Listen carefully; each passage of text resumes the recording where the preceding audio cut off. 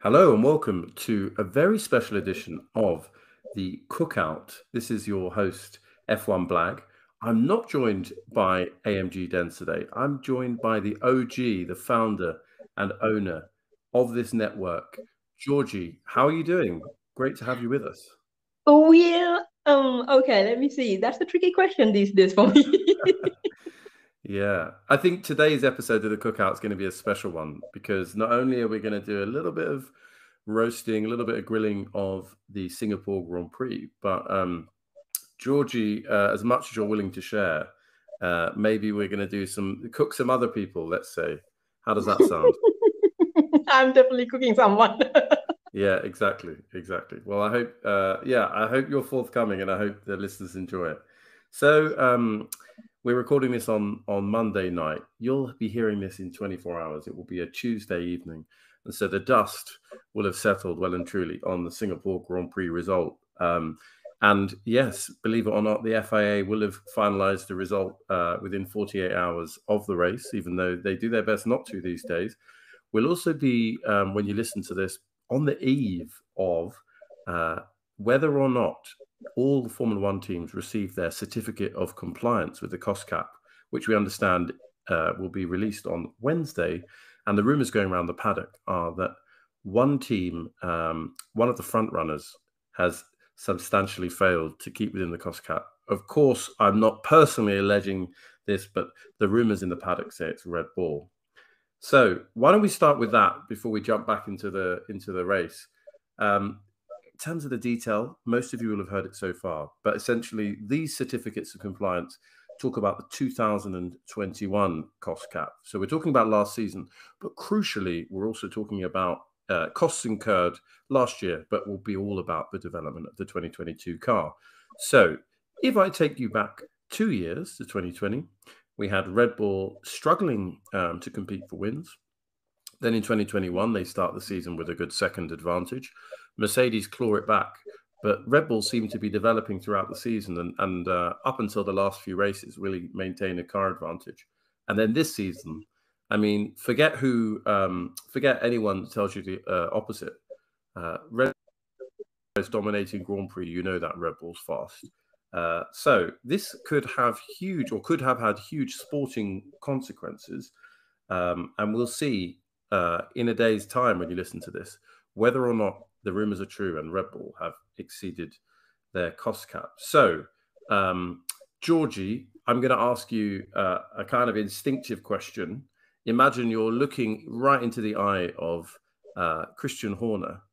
Look in his face. Tell me, do you think he's guilty or not guilty? Bloody guilty. I mean, Yeah. that guy is guilty of every single thing. Rigging races, being ignorant about stuff, so many things. So you really think that he's not guilty? Oh, well, no, he's guilty. I mean, when did Christian Horner ever accept that he's not guilty? Like, okay, Mm. he keeps on saying this and that, but everyone knows. It's like this public secret that everyone knows, but no one talks about it. It's some sort of a thing like that.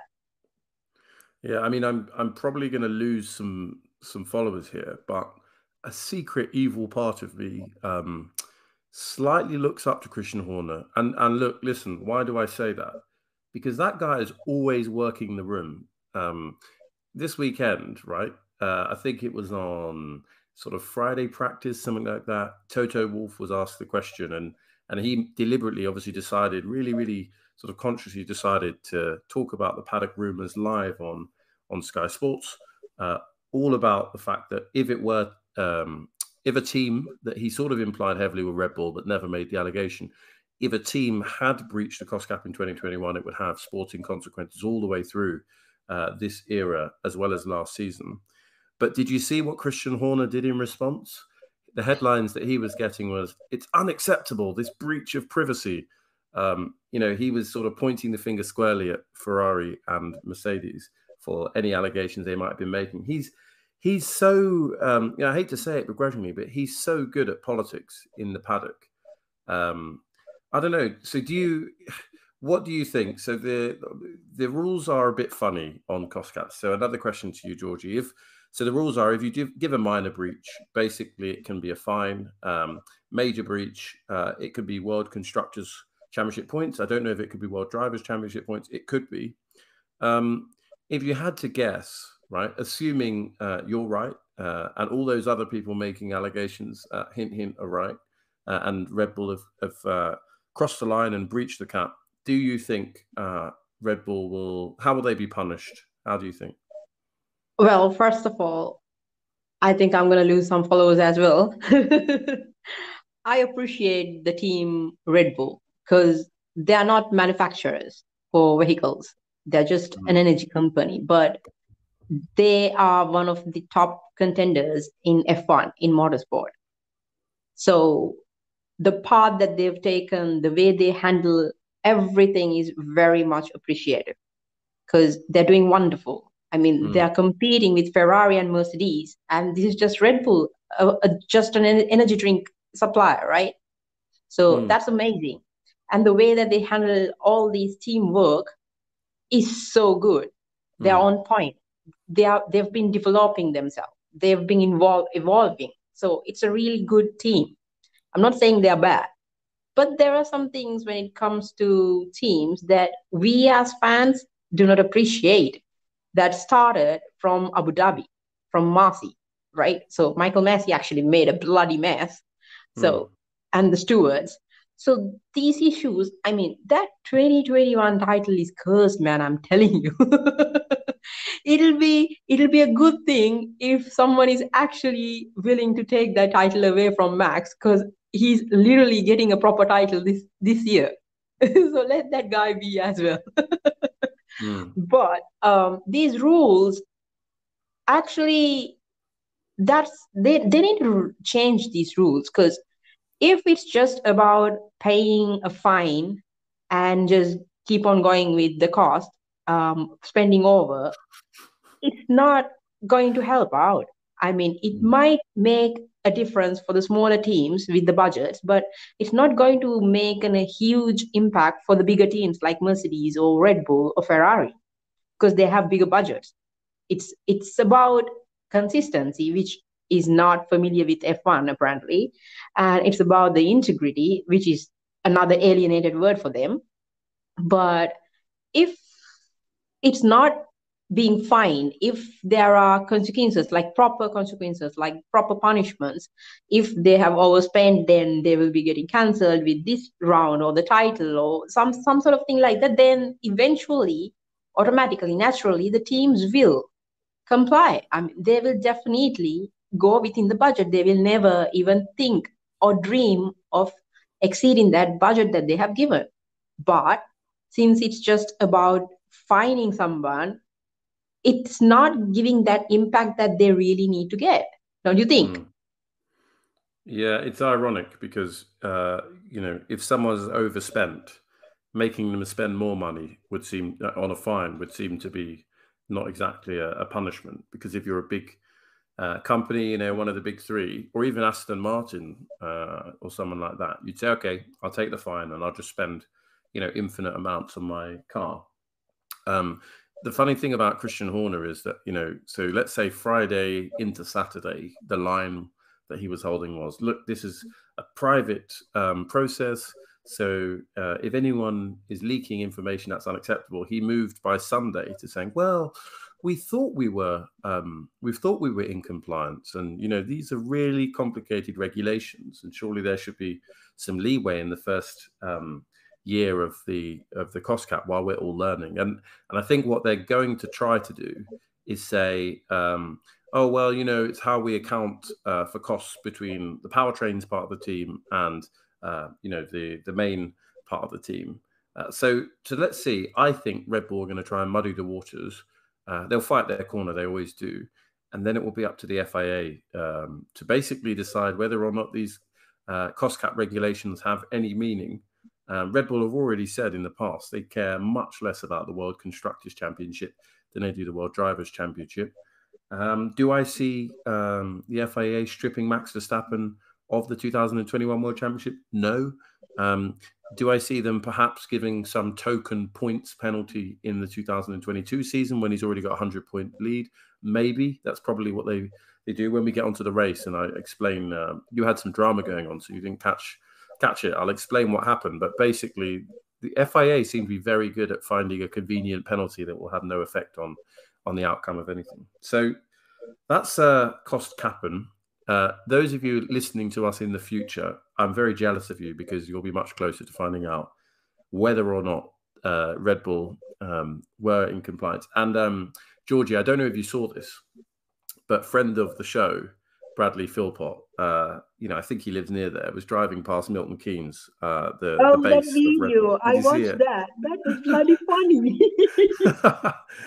He said, you've left your lights on, and, the cost of energy prices, I wouldn't want you to, overspend or something like that. It was really hilarious. I found it funny.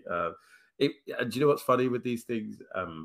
There are people sort of that are completely unpaid. I think they would be called useful idiots that just like were filling up his mentions, trying to defend the team or saying, oh, it's not funny. It's like, these things are subjective, but the fact you would spend your time replying suggests you were triggered. So, yeah. Did you like that video? I love that video. That was super epic. He had the balls, man.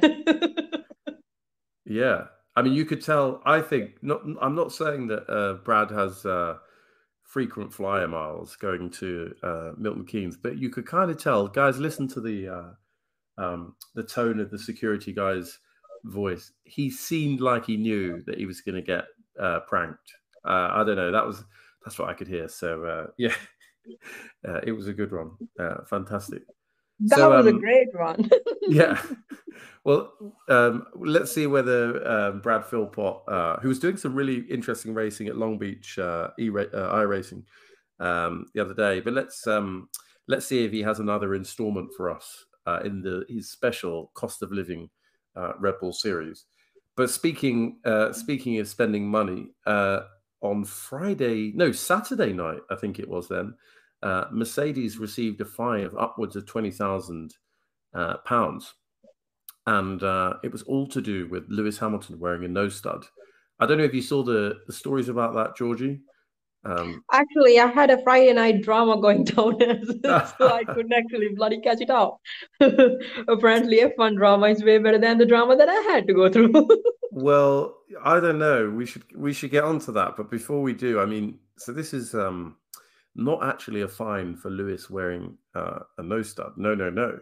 It's a fine because Mercedes didn't list the nose stud in their scrutineering documents, suggesting that the driver wasn't wearing a nose stud when they should have mentioned that he was. What a joke! I mean, yes, I think people like Will Buxton, who we'll get onto in a minute, sort of say, "Oh, well, after Abu Dhabi, you want the rules to be enforced, don't you?" It's like, yeah, I do want the rules to be enforced, and if you're enforcing all of the other rules, yeah, you can enforce this.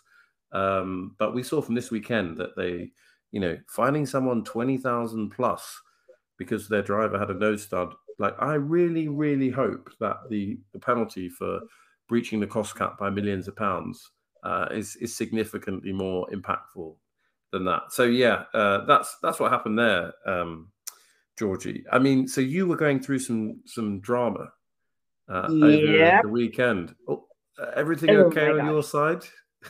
What tea could you spill? I actually have no idea what the hell is happening to me, like what I should be doing, because I have a soft spot when it comes to helping people. But so basically what happened was, so I was dating this guy, and then he suddenly thought of telling me, so here's the news. And he chose the qualifying day, for God's sake, to break that bloody damn news. He said, I love you so much, but I feel like I want to go back to my ex, who's keep on popping back and forth, because she keeps coming and going, by the way. So I feel like I want to go to her because I like her as well. I think there's my happiness. And I was like, wow, okay. And then he started crying over, and he was like, I dumped him and not the other way. And I was like, okay, it's okay. You'll be okay. And I was consoling that person. I was like, what the fuck is happening? Gosh, Jorgy, you're an Yeah. international executive. You've organized a podcast that's had Formula One world champion, IndyCar champion, and Indy 500 winner Mario Andretti, among many others. You're far And too got dubbed by valuable people. for this guy. Far too valuable. Jesus Christ, I know, right? And I was like, good God. And then he keeps gaslighting stuff. And I was like trying to understand from that person's view. And then um, things happen. And finally, I got to talk to him today. He's not that much of an open person. He's very scared of getting open and trusting people and talking to people. So I managed to get some bits and stuff from here and there. So basically he has a lot of demons in him. Okay. He's gone through a lot of childhood drama, childhood traumas, and all that. So what he is that he craves the pain that he would like to get, not the Mm, happiness. He would rather get a painful thing and feel like into that side, but mm, not being loved. He doesn't like to get loved, and mm, it's messed up, man. He should go for a freaking therapist. So I was what I said was, okay, it's okay, you can go to her, you can stay if it's the happiness that you want, that's not a problem, but just do me a favor and let's go to a therapist. We can talk this and you might able to actually find a solution. And then he was mm. like telling me, oh, no, no, no, no therapist, I don't want to go to these therapists and this. And then I'm like, good God, okay. And then he was like asking me, he was suggesting me to be there for him. And I was like, I can't do that. That's not right, even for the woman that you're going back to, even though that Mm. she's coming and going and coming and going. That's her thing. But I can't be there for a person like that. That's not good. That's not me. That's me doing something very bad to the other person. Mm. So he can't have two things. He should choose just one and stay with that. You know, the guy needs to grow some balls. So I was thinking I should say that I need to go for a therapist. So I said I need to go to a therapist. And then he was like saying, oh, sure, I can take you there. So I was going to think like I was thinking that I should talk to the therapist first and say that there's an issue like this with this guy. Mm. So he doesn't want to go for the therapist. So I will bring him like this, and then the rest can be handled by you people if it's possible. So that's the only last thing that I can do as a person to help this guy, because I feel bad, man. Seriously, I felt really bad. I mean, you are a much nicer person than I am.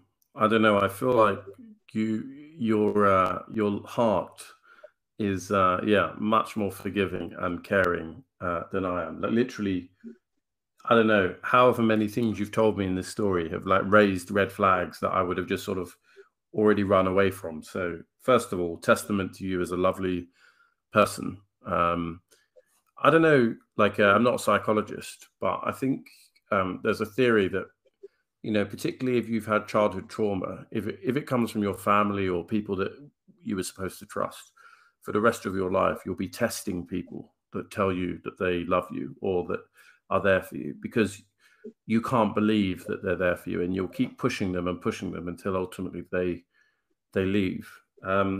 It sounds, Georgie, that irrespective of whatever is motivating this guy, you're so much more valuable. You should just move on to past is new.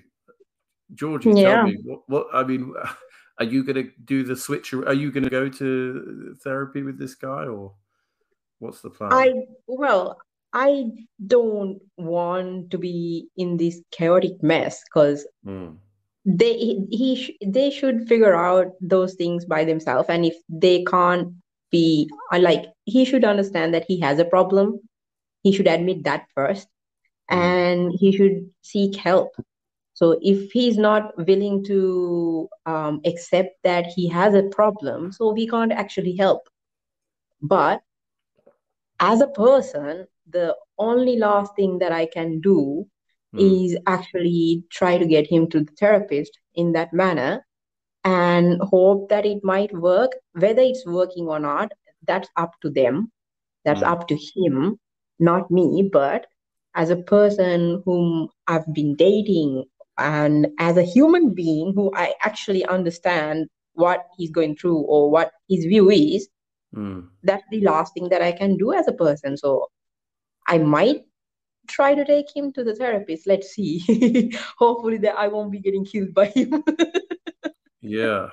I mean, it sounds like your capacity to want, to care about him and what happens to him and his, as a friend, let's say, is kind of endless.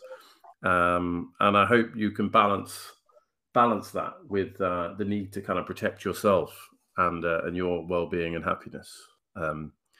Gosh, it's quite heavy for our listeners. You always put a brave face and a smile on these things, Jorgy. What's your secret when it comes to having a positive outlook? Well, everything happens for a reason and everything works out in the end. And if you're going through something, you're going through something because you can face those things. You should never run away. You should face it. And even though before you're facing it, even though it looks like a huge mountain, when you face it, it can be just a drop of water. You never know that. So you Wow. need to face it. If the more that you run away from it, the more the issues are gonna pile up. The sooner you face the things, the sooner you can get a clean slate. So, and the thing is like communication. You need to talk to people. You're not supposed to bottle it out. You need to talk to people. You need to get advice on things. Sometimes, all the time when you're in a problem or an issue, your mind is clouded. Your judgment is clouded. You don't know what to do. So sometimes others might have better ideas. Maybe they don't have any ideas at all, but at least they can, by talking, you can reduce the stress level that you have. And you might be able to figure out for yourself as well. So it depends on the person. It's not easy for a person to do that. But the first thing in facing issues is that you admitting that there is an issue. That's the most important thing. If you're not going to admit that, then no one can help you. And the thing is like, whatever the bad thing is happening into you, whatever the bad thing happened to you, you're not the guilty person. You're not responsible for other people's actions. You're being just a victim. So you can get over those things. You can come out of those things. It's not always bad. There's always good as well. So you need to focus on that. Because what happens is, even for me, it's the same. Since we are all human beings, even though we have thousands of good things, if one bad thing happens, we always keep on focusing on that because that's how we are. But we need to go through that. A smile can help you. Gosh, where did you get this wisdom from? I mean, yeah, you said something that you said there. You said when you're in a situation, you might actually, your judgment might be clouded, and other people might have a better perspective or a point of view. So, I mean, those listening, maybe they have more perspective than you do in your situation, just as you might have more perspective than this guy does. So, I mean, I don't know. This is definitely not like an item for the show, but crowdsourcing advice. Yeah. I'm probably too harsh a person to give you good advice. I feel like you're the kind of angel and I'm the devil. So I'll refrain from giving unsolicited advice and leave that to our listeners. Hey, so once the devil was an angel as well, so you can't blame the devil. Good knowledge. Good knowledge. So you've been studying the ancient texts as well. Oh, some damn good chords. Well, I hope things improve. Yeah, I hope that he find peace, and I hope that he actually finds some good help so that he can actually get out of all these toxic relationships that he keeps on going back to and find proper people who is willing to help him and actually love him, because everyone deserves love. No one is deserving hate. Everyone deserves love. And due to all these issues that people are going through, people sometimes think that they don't deserve that, and they think that the bad things that keeps on happening to them, they deserve that bad. But it's not true. there's always a positive side for us to see in things. And it's always a new day once you wake up in the next day. So there's always a chance for you to make things work. I know that it's easier said than done, but unless you try, you never know. So you need to try.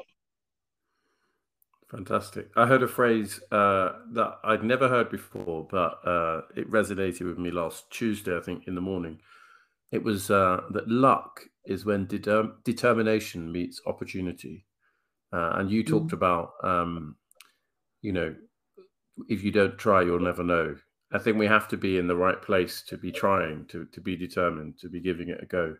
And then, yeah, whatever life throws at us, we're in a better kind of posture to take that and make the most of it. So, yeah, I hope that's the case for this guy. I also especially hope it's the case for you, Jorgy. You deserve it. Yeah. Well, where's my Lewis Hamilton? Come, man. Come soon. Gosh, and now you're doing the segues as well. See, I'm going to retire from this, and just it will just be Dens and Jorgy. I mean, it's difficult to do a segue from that subject. But for those that watched the Grand Prix at the weekend, Lewis Hamilton, I think it was on the drivers' parade, or the bit that they did before the rain started coming down on Sunday morning. He said it's going to be a tough day, and I just wondered, what does he mean? What does he know that we don't? And it was a tough day at the office, for sure. I mean, it was a tough day at the office for people watching it. We've, who I'm talking about, Jorgy, but we've got, some friends online that are, watching this at West Coast US time. So it was sort of ridiculously early.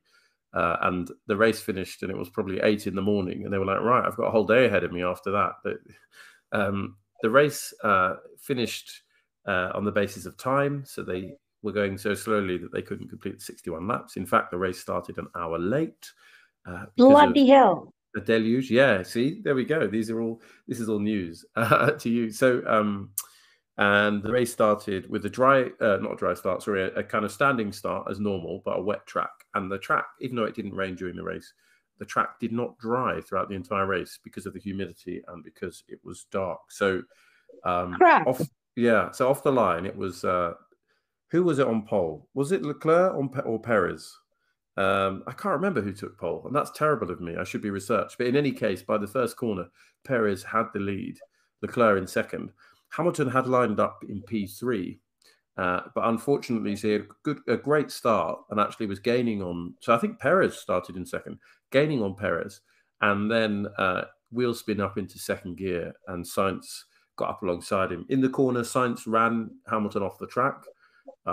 Thankfully, no damage to Hamilton, but Hamilton had to then sort of drive very gingerly over the paint and then tucked in fourth. And that would be critical for Lewis's day because he was stuck behind Carlos Sainz. And I don't know if we have a nickname for him, but the joke we always make in my group chat is that he's asleep most of the time. So there were a few safety cars and Sainz would be largely behind his teammate for most of the race. And after about 4 laps, he'd always be about 5 seconds behind. So he just didn't have the pace all day. But Lewis could not overtake, which was a real shame.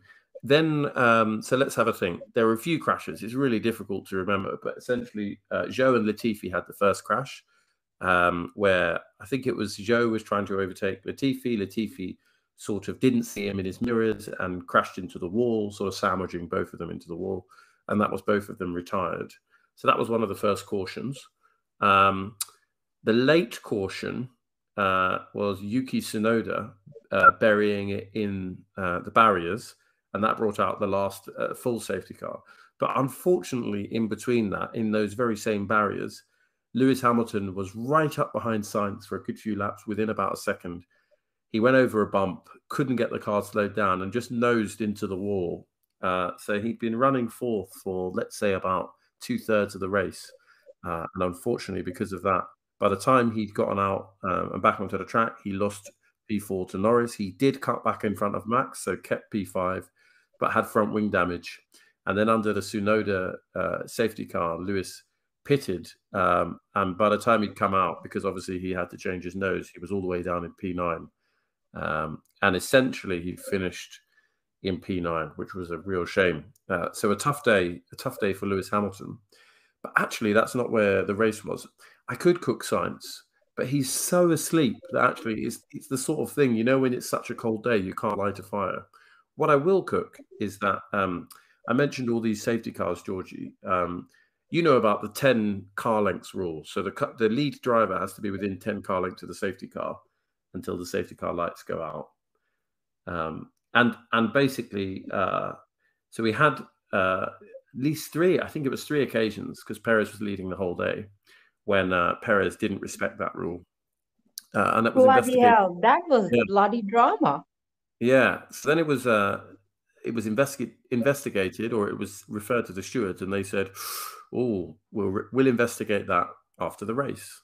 And there were still a good 15 laps left, or however many minutes there were left, because by that point we were driving on the number of minutes left. So there was the chance to give Perez a penalty during the race, but instead he was able to stay in the lead and then extended the gap to, less than 10 seconds, but more than 5, something like 7 seconds by the end of the race.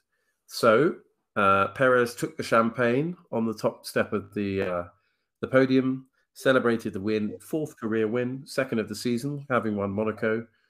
He won a race last season, and of course, the year before, won famously in Bahrain in the Racing Point, as it was called then. So the problem was the FIA then had a situation where they had to decide what penalty Perez would get. He had a 7.5 second lead or so. So the stewards called Perez to the stewards room. Perez said, well, it was raining or it was wet, so it was very difficult for me to stay within the 10 car lengths of the safety car.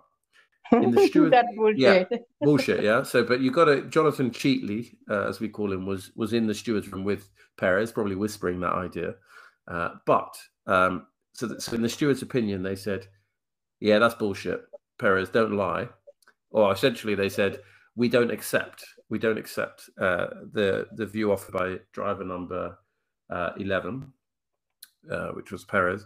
So then, in the very next sentence, they say, however, that word. However, taking into consideration the conditions, and so in the end, so let's say he's done he's made 3 breaches of the rules. They only gave him 1 5-second penalty. He keeps his win. There was a small slap on the wrist, a couple of reprimand points, and Perez keeps the win. Another example of the FIA completely sort of throwing the sport in the mud. I was going to say throwing their reputation in the mud, but it's already sort of in the mud, turned into sedimentary rock and down at, I don't even know where it will go after that, pressed into an igneous rock ready for fossilization. So, yeah, the FIA didn't cover itself in glory. The ridiculous thing that happened, Jorgy, is that, or the thing that I didn't expect, is that Will Buxton appeared on Twitter. A wild Will Buxton appears, and he was very critical of the FIA. First, before the decision, saying you could have decided this during the race, and then talking about the FIA decision and the stewards, and then their need to kind of maintain credibility of the sport. I wonder why Will Buxton was saying that. He was saying it was just his opinion, but you and I Either both he know. ate something wrong, or he got up from the wrong side of the bed. Yeah, so there's a theory going around, and this could be a load of rubbish. Obviously, people know that Liberty Media, the commercial rights holder to F1, and the employer of Will Buxton one way or another, so F1 is a separate entity to the FIA, which is the governing body of motorsport. So maybe this is a sign, and again, this could be just complete conjecture, that F1, which is attempting to make it a multi-billion-dollar business, or on the verge of that, F1 is just tired of this incompetence, and maybe they were willing to accept it when it was, Lewis Hamilton losing, their new champion being crowned, but when it's happening week in, week out, and when it's sort of meaning that the race result on the broadcast is not known, and it's almost incomprehensible, the decision making.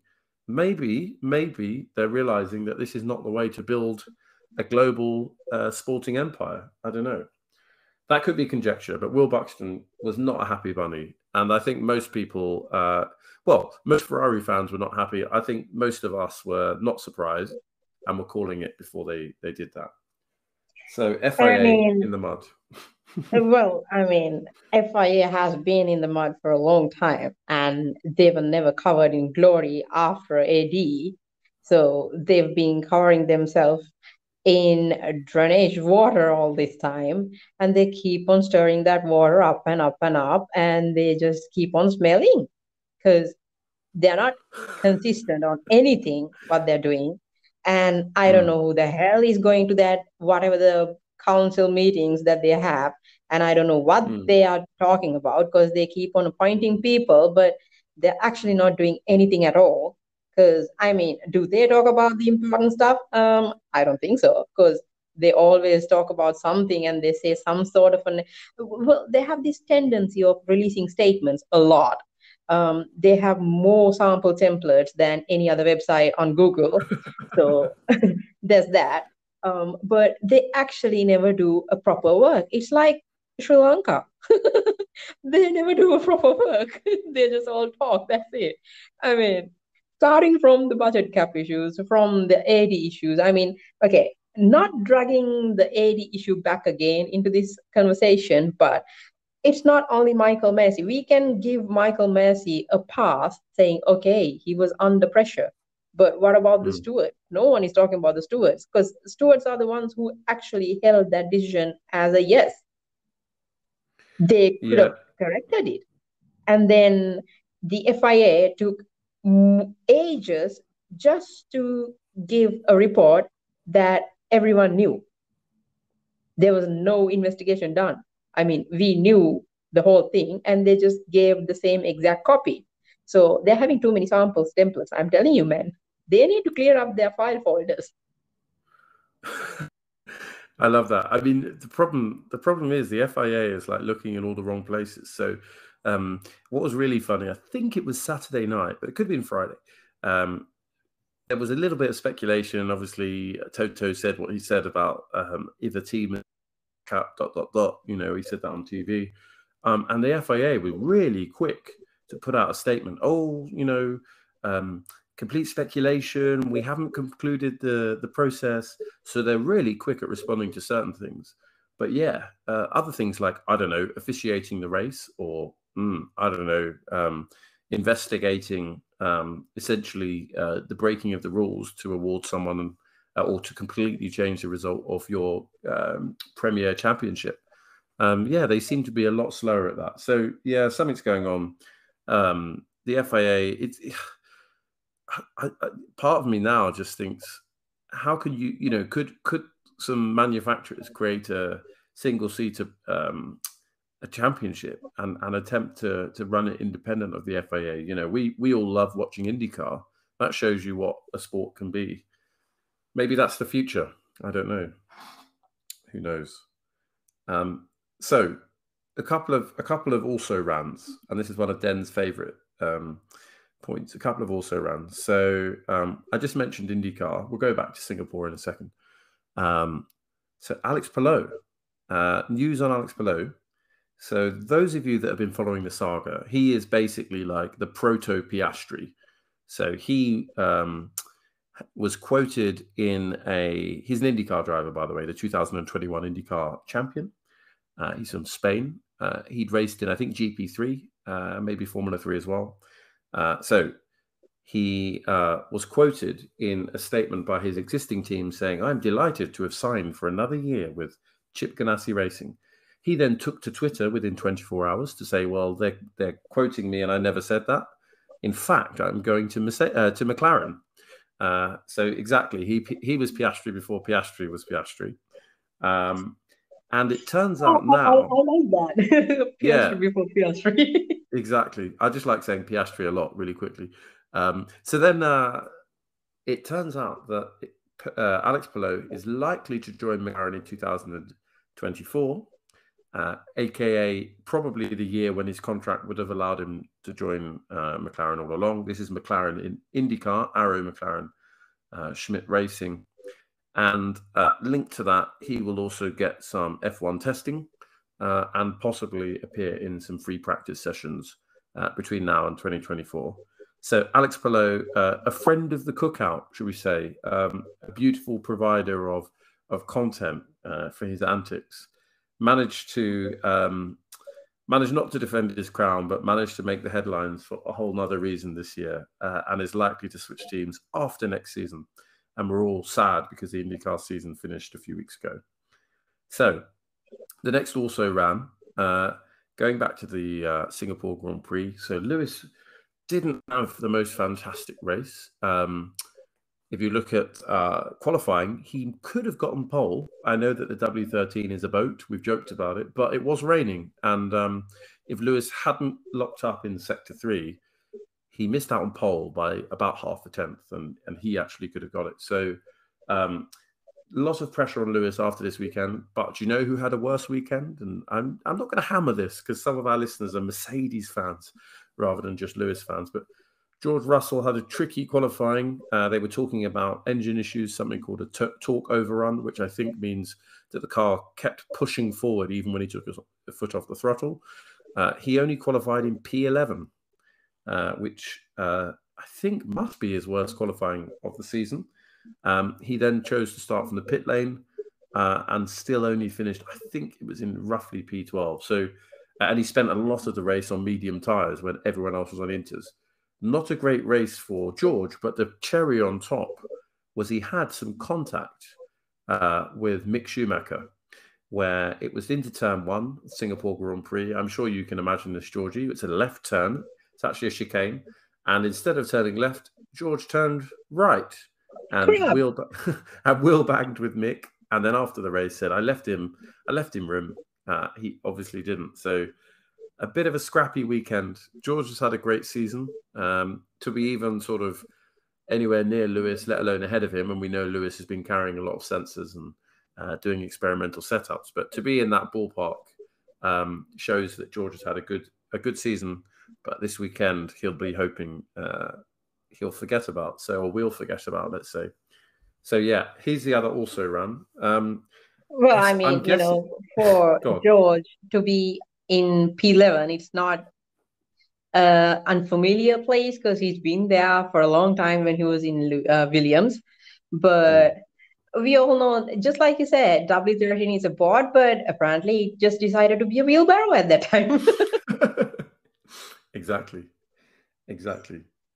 The final thing to cook, and this is actually more dedicated to our friend Filmer. The I is a 1. The guy behind the Windsor Spice account as well. He's been saying for a long time that we just really shouldn't be having sister teams in Formula One or junior teams, whatever you call it. And this weekend was another example of Pierre Gasly. Basically, one of my friends was joking. He basically gave up his visa to Singapore and got residency in Malaysia. That's how far away he moved to let Max come through, and Max was coming through the field. Max had a bad start, by the way. You'd have really loved it.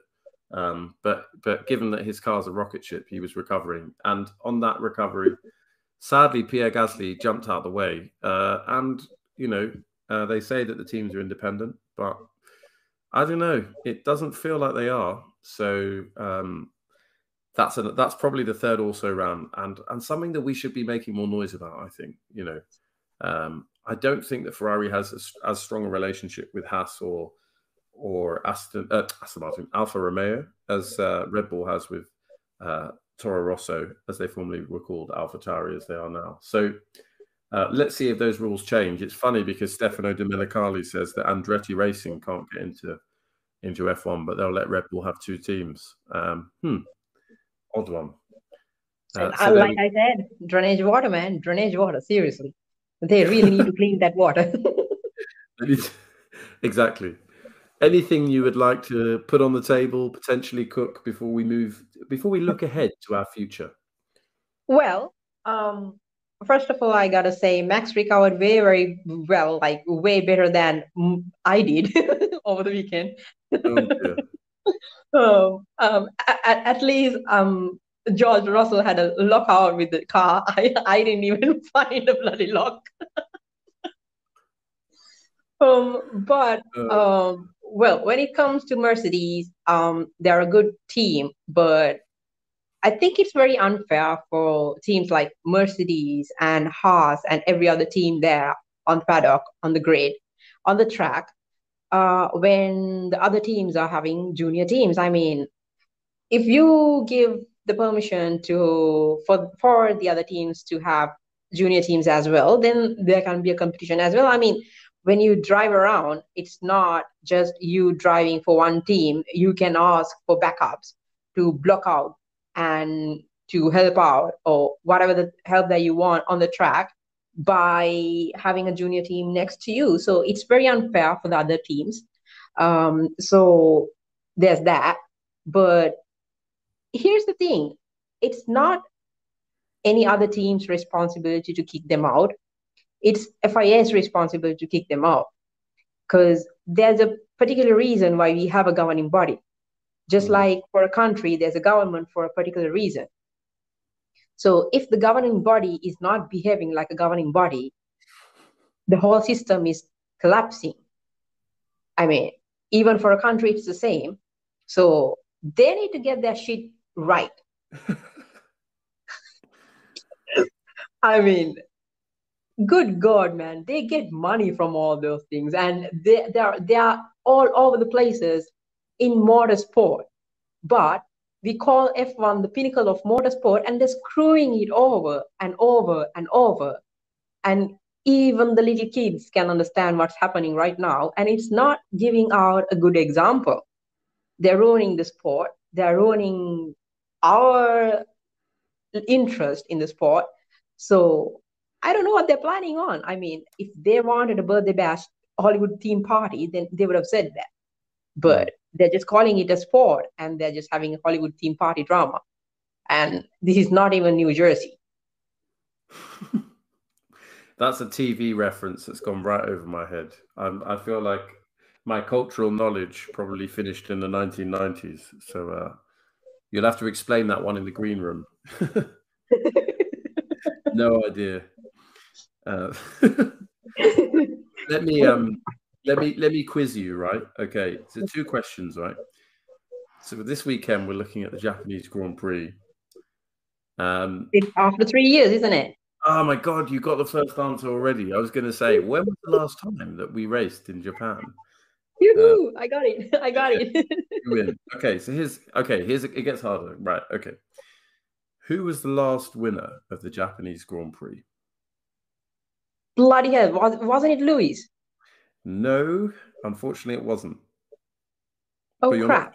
not far off. Is it Nico Rosberg? Oh, nearly, but no. Who No, else? he was in 2016, right? Okay. Yeah, exactly. By the way, people, I failed math, so Yeah. the calculation is not my thing. Where? Who was it then?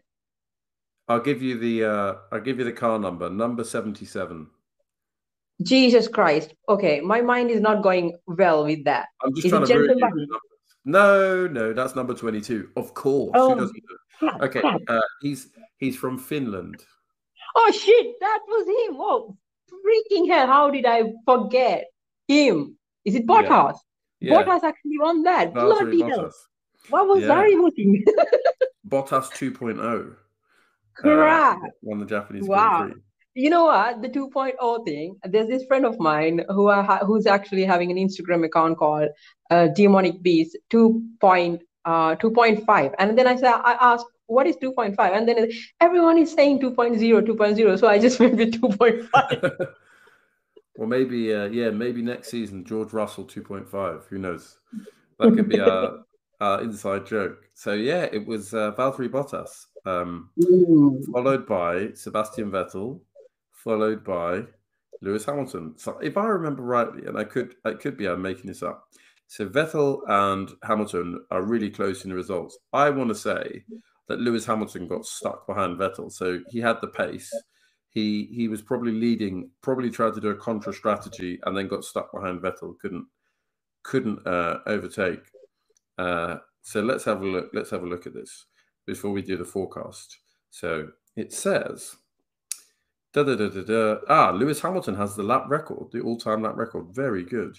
So yeah, Lewis Hamilton got stuck behind Vettel. So considering that perhaps Bottas, Vettel, and Hamilton are not likely winners of the 2022 Suzuka Grand Prix in Japan, who do you think is going to win? And I think there's an obvious answer, which makes me sad, but I'll give you that first option. Who do you think is going to win, Jorgy? Well, I mean, there's already a winner, so I think he's going to win that. So I'm not happy about that, but I'm not sad about it either, because there's no chance for the bot, aka the wheelbarrow, to come and make an appearance. But I actually hope that it's going to be Luis. At least he should have that unbreakable record of him winning at least one race. But I think it's going to be Max Verstappen. Yeah, I think so, and that's sad. I mean, sad. I mean, if you want some a good omen, so in the 2019 Grand Prix, Leclerc and Verstappen had a crash, and then Verstappen retired on lap 14 with collision damage. So it says Verstappen attempted an overtake on the outside of Leclerc through turn 2. I remember this. And then it says, however, Leclerc understeered into Verstappen, causing the Red Bull to spin out onto the grass. So you never know. You never know. Verstappen, who hasn't won at Suzuka, might have another bad weekend. We'll see. And it might mean that he doesn't clinch his championship, although it's going to get mathematically for him not to win the championship because he's so many points ahead. Yeah, he's definitely going to win that championship. And by the way, we are very happy for him for having the first legal title. So congratulations, Max Verstappen. I don't know. But they developed that car with that extra money, so you know. Yeah, there's that. Oh Jesus, don't give him 2 illegal titles, man. That is a wrecking hell. Yeah. MV0 with 2 asterisks. Bloody hell, that's the worst title he can ever get. It's like the illegality comes behind him, searching for him, looking for him. It's like my ex-boyfriend with the negativity. Oh dear. Well, I don't want to extend that analogy because, you know, there's a few places we can go. But, you know, let's see. I think that the long straight all the way from Spoon up through the 130R is probably going to mean that the Red Bull is, by some distance, the quickest car. There were times, you won't have known this, Jorgy, but Max had another spin in the Singapore Grand Prix after Lewis, and it was when he was trying to overtake, went offline, and then locked up the front tyres. He pitted, was last by a long way because everyone else had been bunched up with the safety car, and he still managed to come from a long way back to getting into the top 10 on fresh tyres. And that sometimes he was between 3 and 5 seconds a lap faster than Perez at the front, so who was pulling away from Leclerc. So, yeah, that Red Bull, I think they're hiding a lot of that performance. So it's difficult to see Verstappen not winning. But do you know what? Just for the sake of being different, I'm going to say Charles Leclerc is going to win this weekend. I would love that. I would love that guy to win it. But I hope that some juju magic that Daddy Verstappen was talking about might work out and Lewis wins it, you know? I hope so. You never know. I mean, Lewis, looking at the races left in the season, you do have to wonder whether Lewis's sort of what's it called, record of winning a race every single season he's competed in is very vulnerable at this point. But you never know. We've seen Gasly, Ocon, and Ricciardo win races in the recent seasons. So you never know. All right. So anything you want to cover before we go home, Jorgy? Anything you want to mention? Yeah, actually. Okay, so first of all, thank you so much for having me here. It was Black's idea, by the way. So if you're hating this whole thing, it's him, okay? It's not me. And we actually had our guest today who was supposed to appear. It's Last Lap Lucy, but unfortunately she is not here. So let's see if we can get her back. I've Well, basically, I didn't get any respond when I sent her the link or anything, because she was actually planning to join us today, but nope, no sound. So I hope that she's doing okay and she's all right, and she'll be able to join us. And then our Denzi boy, the guy was busy with his client meeting and work. So he was not able to join us, but I think he's having dinner now. So, he was almost there, almost. So we couldn't actually replace him. So I'm the boring Georgie here for you people.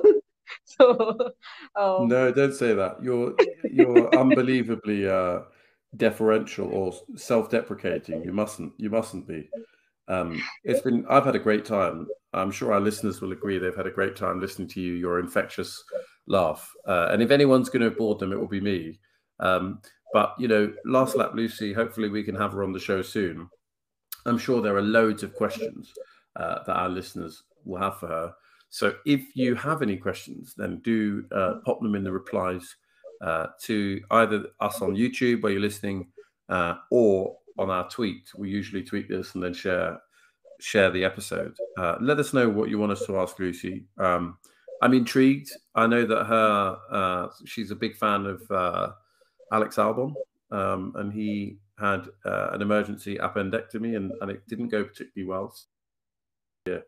How that was for her, and more generally, those that follow her online know that there are some trials and tribulations, a lot of drama. So intrigued to hear that side of the story.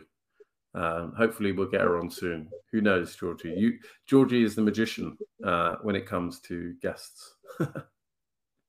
I'll make my voodoo.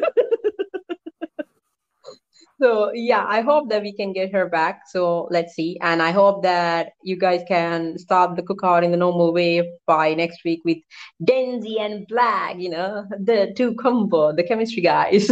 Yeah. What does he say? It's the dynamic duo. Yeah. I don't know if we can do an impression. I'm really bad at impressions of Dens, but one day we'll do them. But no, Well, it's been a definitely he's pleasure. not the normal guy from North London, people. He keeps on saying that, but he's not the normal guy from North London. He's not normal from No, North London. he's the modern day Morgan Freeman. Obviously, come on, we know this. He's a smooth operator. Mr. Hammer Hammer. We know the nicknames. We know the nicknames. And I think he calls me the F1blag. And that might be, and that level of embarrassment might be the note to go home. So it's been a real pleasure to break down not just the Singapore Grand Prix, but some tricky times for you, Jorgy. But I hope things are looking up, and I hope that you put yourself first. I'm sure that listeners were screaming at their device, Jorgy, you're too good for this. You're too kind. I hope you can be kind to yourself. Oh, thank you so much.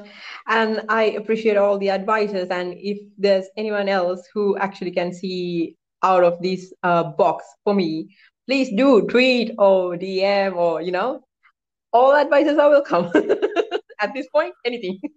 So it's been, we've had some interesting ingredients tonight. It's been a real pleasure to be here with you, listening, and with you, Jorgy. So this has been the 8 p.m. Debrief Cookout for the Singapore Grand Prix. We'll see you in a week's time for the Japanese Grand Prix. Until then, have a fantastic time and tell us all about your friends. Oh, I got that wrong. Tell all your friends about us. And on that note, you're never going to edit that out, are you? I'll see you soon. Good night.